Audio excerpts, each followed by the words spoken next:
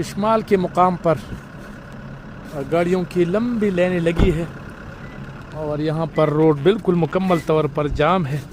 تقریباً 2 گھنٹے ہو گئے کہ ہم یہاں پر کھڑے ہیں.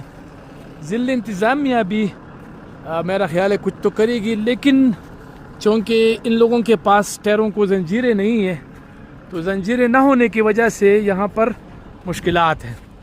آگے آپ دیکھ سکتے ہیں پورا، میں آپ کو تھوڑا سا دکھا لیتا ہوں.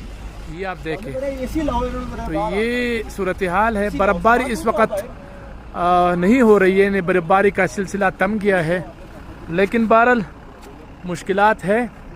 اور گاڑیوں کی لمبی لائنیں آپ دیکھ سکتے ہیں. میں اس طرف بھی دکھا دوں.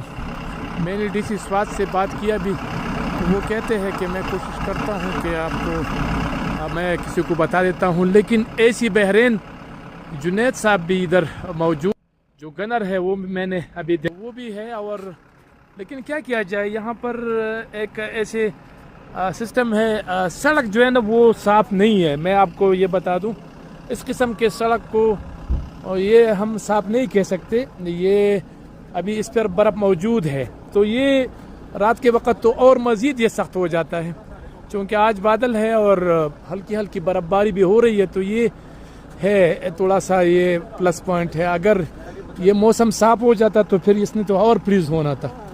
تو یہ صورتحال ہے اس وقت.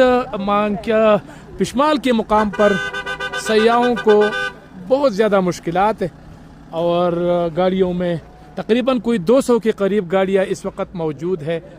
یہاں سے کالام تک کا یہ پورا، اور بحرین سے بھی بہت بڑی تعداد میں گاڑیاں آ رہی ہے، تو وہ بھی سلسلہ جاری ہے.